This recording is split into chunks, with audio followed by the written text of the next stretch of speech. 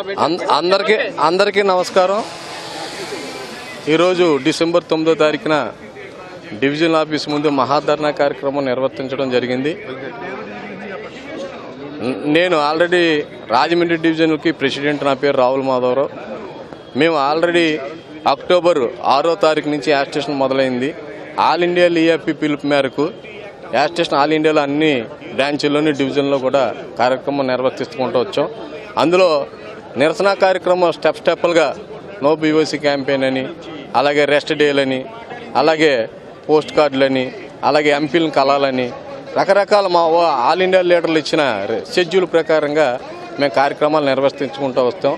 అలాగే 2 నెలలు అయినా సరే ఈ రోజుకి మేనేజ్మెంట్ ఎటువంటి విధానాన్ని కూడా మాకు అనుకూలంగా మనం స్పందించకుండా మా మీద కక్ష సాధింపు చర్యలు తీసుకునేటట్టుగా చాలా ఇదిగా బాధ పెడతా ఉంది. రకరకాల మా యాజిటేషన్ హక్కుపూర్వకంగా చేసుకునే విధానాలు కూడా కల్పించకుండా చాలా ఇబ్బంది పెట్టే పరిస్థితి తీసుకొచ్చింది. ఈరోజు మహాధర్నా కార్యక్రమం డిసెంబర్ 9వ తారీఖున మేము నిర్వర్తించడం, ఆల్రెడీ కూడా ధర్నా చేసుకునే కార్యక్రమానికి కూడా డివిజన్ పరిధిలో చేసుకోకూడదని మేనేజ్మెంట్ అడ్డు చెప్పడం కూడా జరుగుతోంది. మేము చేసే యాజిటేషన్ దేని గురించి అంటే పాలసీ హోల్డర్లు దాని గురించి, అలాగే ఏజెంట్లు దాని గురించి మేము చేస్తూ ఉన్నాం. పాలసీ హోల్డర్లకు బోనస్ పెంచడం అడగటం తప్ప